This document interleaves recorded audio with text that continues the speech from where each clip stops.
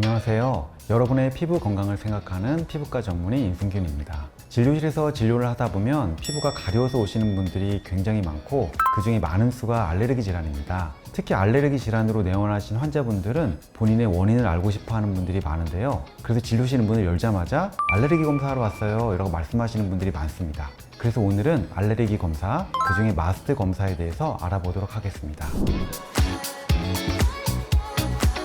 알레르기는 어떤 특정한 물질, 즉 특이 항원에 대한 과민 반응으로 정의할 수 있는데, 대표적인 피부 알레르기 질환은 갑자기 목이 물린 것처럼 가려운 홍방과 팽진이 발생하는 두드러기, 또 어떤 접촉 물질에 대한 알레르기 반응인 알레르기성 접촉 피부염 등을 얘기해 볼 수 있습니다.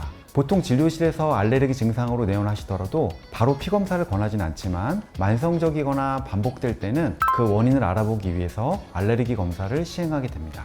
이 중 대표적인 마스트 검사는 다수의 알레르기 물질을 피검사를 통해서 알레르기 항체인 IgE가 있는지를 알아보는 것으로 100가지 이상의 알레르기 물질을 동시에 간단한 피검사를 통해서 검사해 볼 수 있기 때문에 편리한 스크린 검사라고 할 수 있겠습니다. 검사하는 항목은 공기 중에서 흡입하는 물질이나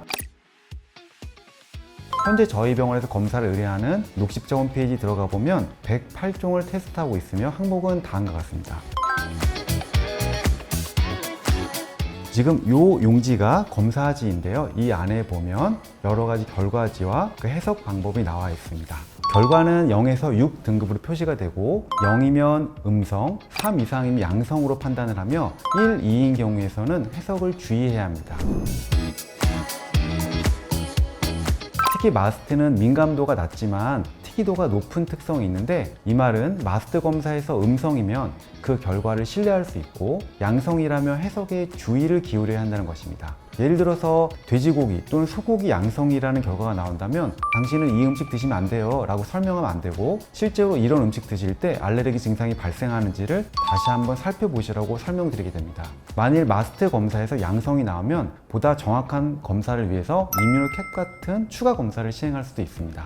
그럼 이 마스트 검사는 어떤 증상이나 질환을 가진 환자에게 사용할 수 있을까요? 연구에 따르면 아토피 피부염에서 마스트 양성인 경우가 80% 이상으로 제일 높았고, 그 뒤로 두드러기, 알레르기성 접촉 피부염, 단순 가려움증 순서였습니다. 아토피 피부염의 경우에는 증상이 심한 정도에 따라서 마스트 결과가 바뀌기 때문에 검사하는 시기, 환자의 상태를 비교할 수 있는 도구로도 사용할 수 있습니다. 지금까지 알레르기 검사 중 가장 흔하게 피부과에서 시행하고 있는 마스트에 대해서 알아봤는데요. 피부과 병원의 알레르기 질환으로 내원하시는 분들 중에 특정 알레르기가 있는지 알고 싶거나 또는 자주 재발하는 경우, 치료에도 불구하고 피부가 계속 가려운 경우, 특정 음식에 대한 알레르기 반응이 의심되는 경우에 마스트 검사를 추천드리고 시행해 볼 수 있겠습니다. 지금까지 당신의 피부 주치 피부과 전문의 임승균이었습니다. 감사합니다.